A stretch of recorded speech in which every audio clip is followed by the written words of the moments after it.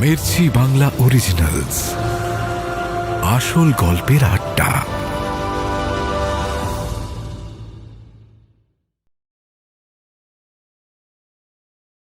অঙ্কন স্যার একদিন ব্যাচের মধ্যেই সবাইকে প্রশ্ন করছিল।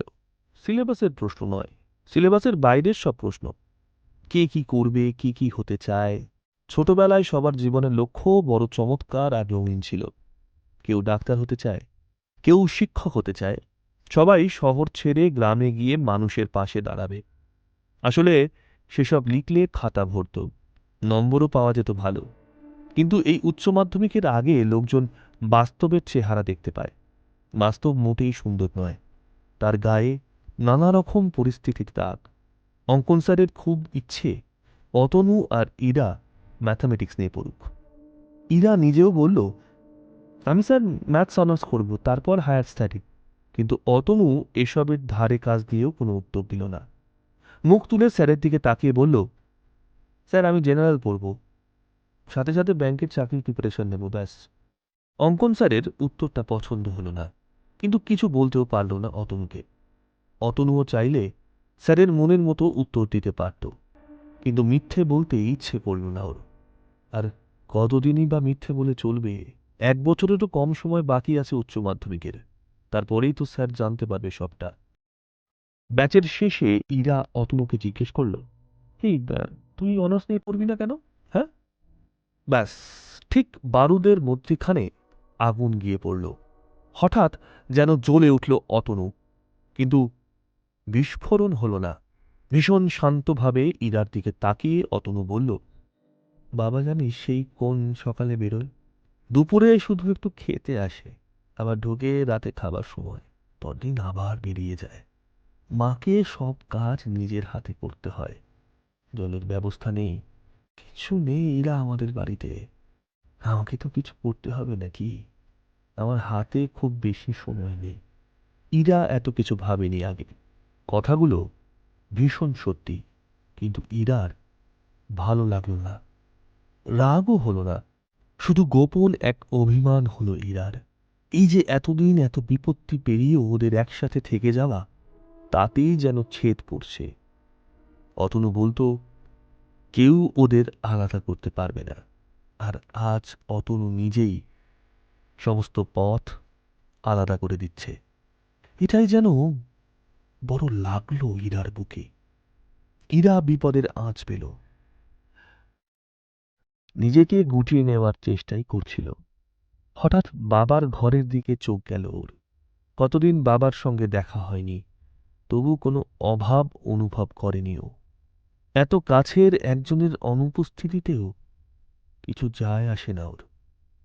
আস্তে আস্তে এগিয়ে গেল বাবার ঘরের দিকে। হয়তো ভীষণ ব্যস্ত আছে সৌমিত্রবাবু, তবু ব্যস্ততার ফাঁকে বোধহয় ইরাকে নিয়েই দুশ্চিন্তা করছে। বাবার বসার টেবিলের সামনে গিয়ে দাঁড়ালো ইরা। ড্রয়ারগুলো খুলছিল আর বন্ধ করছিল। ড্রয়ারের ভেতরে কি আছে দেখবে ভাবছিল। বোধহয় কাজটা ঠিক নয়, তবু ইরা নিজেকে সামলাতে পারল না। ড্রয়ারে হাতড়ে বার করে আনলো একটা কাগজ। কিসের কাগজ কে জানে। ঘুরিয়ে ফিরিয়ে দেখল কাজের কিছুই লেখা নেই। অল্প কিছু হিসেবপাতি আর একটা কোণের দিকে ইরার নাম লেখা। অনেকবার, অনেক রকম ভাবে লিখেছেন। হাতের লেখা সৌমিত্রবাবুরই। ইরা টের পায় বাবা নিজের অজান্তেও ওকে নিয়ে ভেবে চলে। কি এত ভাবে কে জানে। এই অতিরিক্ত দুর্ভাবনাই একদিন বিরক্ত লাগত ইরার, কিন্তু আজ সেসব ভেবে ভালো লাগছে। ড্রয়ারের ভেতরেই পেল বাবার অ্যাস্ট্রে আর সিগারেটের প্যাকেট। পাশে আগুনও ছিল। হঠাৎ কি মনে হলো, ঠোঁটে সিগারেট নিয়ে আগুন ধরালো ইরা। কিভাবে টানতে হয় দেখেছে শুধু, তাই প্রথমবারে সুবিধে করতে পারল না। একবার টেনেই ভীষণ কাশতে শুরু করল। ভয়ঙ্কর সেই কাশি, থামতেই চায় না। পরের বার ভীষণ অল্প ধোঁয়া টেনে নিল ইরা। আরও কয়েকবার টানল এভাবেই। মন্দ নয় ব্যাপারটা। অল্প অল্প মাথা ঘুরছিল ইরার। টুম্পার মা প্রতিদিন ঘর পরিষ্কার করে, বিছানাও ঠিক করা থাকে সৌমিত্রবাবুর। আস্তে আস্তে ইরা গিয়ে বিছানায় বসল। কান্না পাচ্ছিল খুব। নিজেকে ভীষণ একা আর নিঃস্ব লাগছিল। পরীক্ষা এগিয়ে আসছে, পড়াও কিছু হচ্ছে না তেমন। চিন্তা হচ্ছিল ভীষণ। মনে হচ্ছিল বাবা কাছে থাকলে খুব ভালো হয়। কেন ভালো হতো তাও জানে না ও। কিন্তু আজ ইরার মনে হচ্ছে সেই সব শাসনপত্রের দিনই ভালো ছিল। এই স্বাধীনভাবে বেঁচে থাকার 1 বছরের মধ্যেই বাস্তবের খুব কাছাকাছি চলে এসেছে। এই বাস্তব থেকেই যেন আড়াল করে রেখেছিল বাবা। তাই যেন আজ ইরার বাবাকে এত মনে পড়ছে। বিছানায় আস্তে আস্তে নিজেকে এলিয়ে দিল ইরা। কখন যে ঘুমিয়ে পড়েছে খেয়াল নেই। সিগারেট খেয়েছিস? গুনগুন দেবীর প্রশ্নে ঘুম ভাঙল ইরার। ধরফর করে উঠে বসল বিছানায়। কি বলবে ভেবে না পেয়ে বলল, হ্যাঁ মানে পড়া থেকে ছিল। পড়িয়ে বেরোনোর পর মোড়ের দোকান থেকে একটা সিগারেট কিনল। 7 টাকা দিয়েছিল দোকানদারকে। সিগারেটের দাম 6 টাকা। দোকানদার একটা 1 টাকার কয়েন ফেরত দিল। সিগারেট টানতে টানতে বাঁ হাতে কয়েনটা নিয়ে টস করছিল অতনু। ও আসলে ঠিক করতে পারছিল না ইরার কাছাকাছি থাকাটা ঠিক হবে নাকি দূরে সরে যাবে ও। টসে দূরে সরে যাওয়ার অপশনটাই এসেছিল প্রথমে। অতনুর মনে হয় সেই টসখানা যথেষ্ট আনবায়াসড হয়নি, তাই আবার টস করল। যতক্ষণ না কাছাকাছি থাকা জিতে যায় টসে, টস করা চালিয়ে যায় অতনু। শেষমেশ সিগারেট ফুরিয়ে যায়। দূরে যাওয়া হয় না অতনুর। ঘাটের লোকটার সঙ্গে একবার দেখা হলে ভালো হতো। কিছু জিনিস অতনুরও জানার আছে। বালিহলটির কাছে এক জ্যোতিষী বসে। অনেক বছর ধরেই দেখেছে অতনু। খুব যে এসবে বিশ্বাস করে তা নয়, তবে হঠাৎ আজ মনে হলো অন্য কথা। জ্যোতিষী যদি ভণ্ডই হয় তাহলে এত বছর ধরে এখানে বসতে পারত। লোকজন তো এসে পিটিয়ে তুলে দিত। আস্তে আস্তে জ্যোতিষীর কাছে এগিয়ে যায় অতনু। আমতা আমতা করে জিজ্ঞেস করে, বলছি ইয়ে আমার একটা প্রশ্ন ছিল, বলতে পারবেন? জ্যোতিষীর গাল ভর্তি দাড়ি আর মাথায় জটা, চারিদিকে সাদা চুন আর গেরুয়া সিঁদুর ল্যাপা। অতনুকে দেখেই বিড়বিড় করে কি সব মন্ত্র বলল। তারপর অতনুর ডান হাত টেনে নিয়ে বলল, দে দে তোর হাত দেখে বলে দিচ্ছি তোর প্রশ্নের উত্তর। অতনুর একটু অস্বস্তি হচ্ছিল। এই ময়লা হাতে ওর হাত ধরবে। মুখ ফসকে বলেই দিল, আচ্ছা কপাল দেখে বলা যায় না বাবা? খিলখিল করে হেসে উঠল জ্যোতিষী। হাত বাড়িয়ে বলল, তার আগে তুই প্রণামী দে, 101 টাকা। 1 টাকা তো ছিলই, ওই দিয়েই তো টস করছিল অতনু। আরও 100 টাকা বের করে দিল জ্যোতিষীর হাতে। জ্যোতিষী অতনুর দিকে তাকিয়ে বলল, বল বল কি জানতে চাস? অতনু কাঁচুমাচু মুখ করে বলল, বাবা আমি একটা মেয়েকে ভালোবাসি, ইরা। ও নিজেও আমাকে ভালোবাসে বলে আমার বিশ্বাস, কিন্তু মধ্যিখানে কোনো গ্রহ টহ ঢুকে গেছে বলে মনে হয়। দেখুন না, ও কেন স্বীকার করছে না বলুন তো? অতনুর কথা শুনে হাতখানা দূরে ঠেলে দেয় জ্যোতিষী। পয়সা ফেরত দিয়ে বলে, পড়াশোনা কর, চাকরি বাকরি কর, এসব কথা ঈশ্বর নিজেই জানেন না, লিখবে কি করে তোর হাতে? আরো কনফিউজড হয়ে যায় অতনু। টাকা ফেরত নিয়ে বাড়ির পথ ধরে। উচ্চ মাধ্যমিকের বাংলায় ভয়ের জায়গা স্বাভাবিক দেখায়। ইরার সঙ্গেও ঠিকঠাকভাবে কথা বলে। বাংলা পরীক্ষার আগেই ইরাকে জিজ্ঞেস করল, একটা প্রশ্নের উত্তর দে তো ইরা, খুঁজে পাচ্ছিলাম না। উৎসব নাইয়া যে বলেছে চুন্নুনির মাও আমাকে সে সুখ দিতে পারেনি, ওখানে উৎসব নাইয়া কোন সুখের কথা বলতে চেয়েছে? ইরা পরীক্ষা নিয়ে চাপিয়েছিল। কটমট করে তাকিয়ে বলল, জানি না, যা তো, খুঁজে খুঁজে এইসব ভুলভাল প্রশ্ন পাশ কর থেকে তুই। অতনু হাসতে হাসতে পরীক্ষা দিতে ঢুকে যায়। প্রথম পরীক্ষা সবারই ভালো হয়, জানা প্রশ্নই এসেছিল। অতনু তো প্রাণ খুলে লিখেছে। পরীক্ষার শেষে হল থেকে বেরিয়ে ইরা অতনুকে বলল, একবার পেরিস্থান যাবি? ইরা একবার বলতেই অতনু রাজি হয়ে গেল। এত জলদি রাজি হয়ে যাবে অতনু ইরা নিজেও ভাবতে পারেনি। অন্তত ৩-৪ বার বলতেই হবে ইরা ভেবেই এসেছিল। উচ্চ মাধ্যমিক পরীক্ষা শেষ হওয়ার পর সবাই বাড়ির দিকে দৌড়ায়। সকালে পরীক্ষা। অনেকেরই খিদের চোটে পাগল পাগল অবস্থা হয়ে যায়, কিন্তু অতনু আর ইরা এগিয়ে চলল ঘাটের দিকে। যেতে যেতে অতনু সেই লোকটার কথা বলছিল ইরাকে। ইরা খুব মন দিয়ে শুনছিল। হঠাৎ বিড়ি খাওয়ার জায়গায় এসে আটকালো। ইরা জিজ্ঞেস করলো, তুই সিগারেট খাওয়া ধরেছিস অতনু? অতনুও কি ছেড়ে দেওয়ার ছেলে? কথা ঘুরিয়ে ইরার দিকেই বন্দুক তাক করল। অতনু জিজ্ঞেস করলো, কেন? ঠোঁট থেকে বোঝা যাচ্ছে। ইরা প্রাণপণে সামাল দেওয়ার চেষ্টা করলো, খাচ্ছিস কিনা বল। অতনু হেসে হেসেই বলল, ঠোঁট তো বিপজ্জনক জায়গা, একটা নেশা ছাড়াতে হলে আরেকটা নেশা ধরতেই হয়। কিছু বলে না ইরা। ব্যাগ থেকে ২০ টাকার একটা নোট বার করে এগিয়ে দেয় অতনুর দিকে। অতনু একটু ঘাবড়েই যায়। ইরা হেসে হেসেই বলে, আমার জন্য একটা নিস। সিগারেট আর দেশলাই কিনে এনে ঘাটে বসে অতনু। ইরা সিগারেট জ্বালিয়ে অতনুর হাতে হাত রাখে। ভীষণ আলগাভাবে জিজ্ঞেস করে, রাগ কমেছে?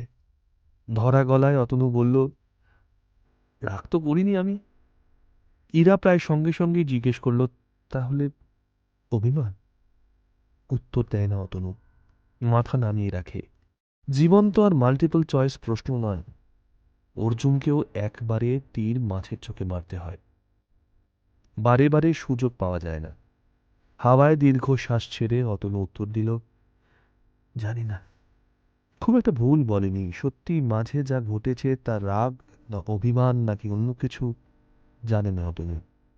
অনেক কষ্টে সামলে উঠেছে পরীক্ষার জন্য।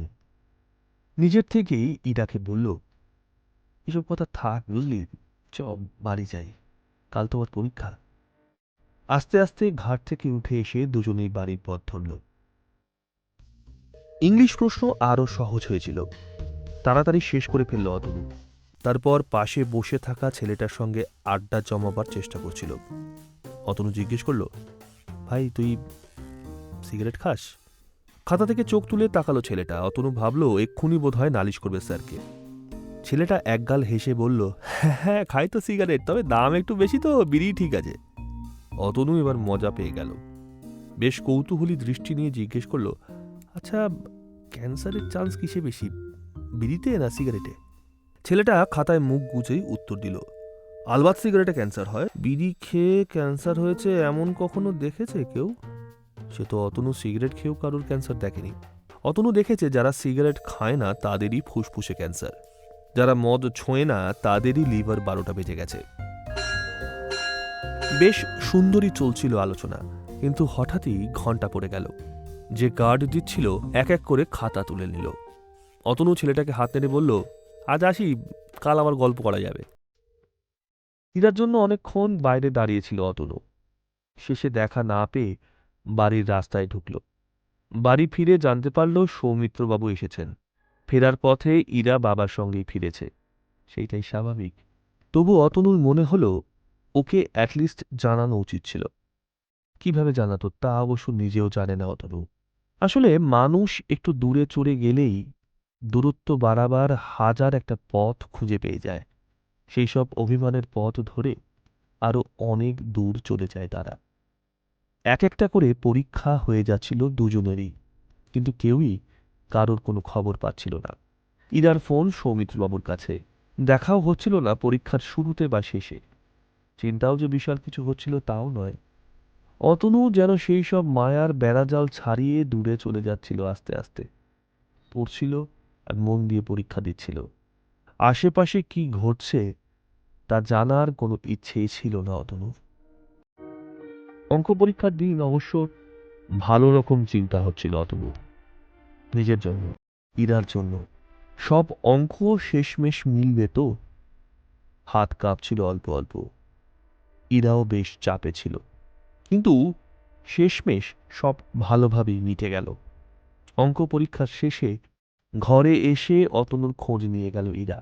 ইরাকে আচমকা ঘরে আসতে দেখে বিশ্বাস করতে পারেনি অতনু। ইরা ঘরে ঢুকেই অতনুকে জিজ্ঞেস করল, কি রে, কেমন হলো?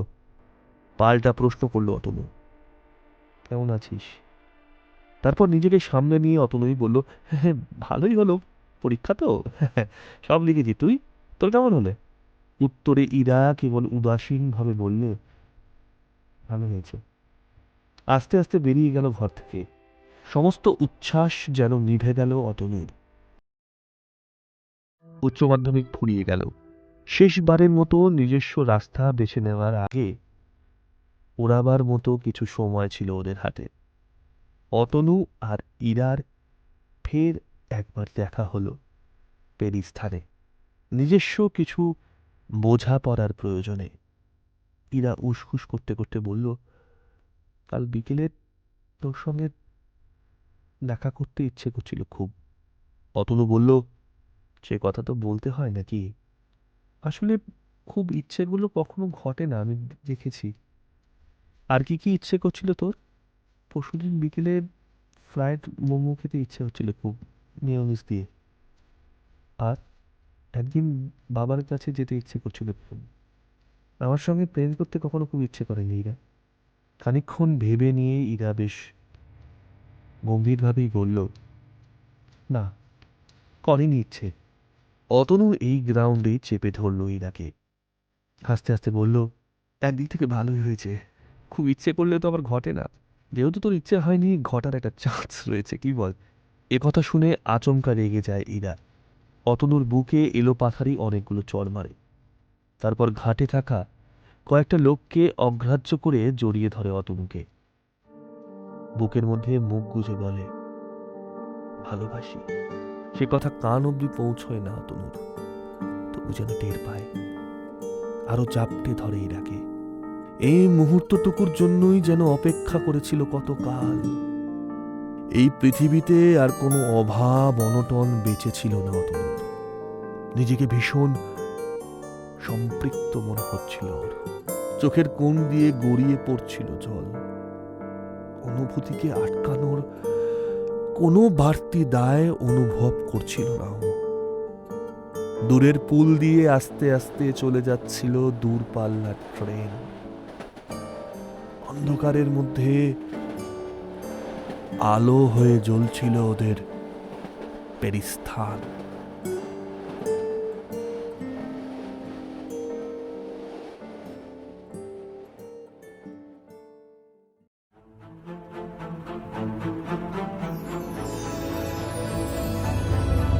মির্চি বাংলা অরিজিনালস, আসল গল্পের আড্ডা।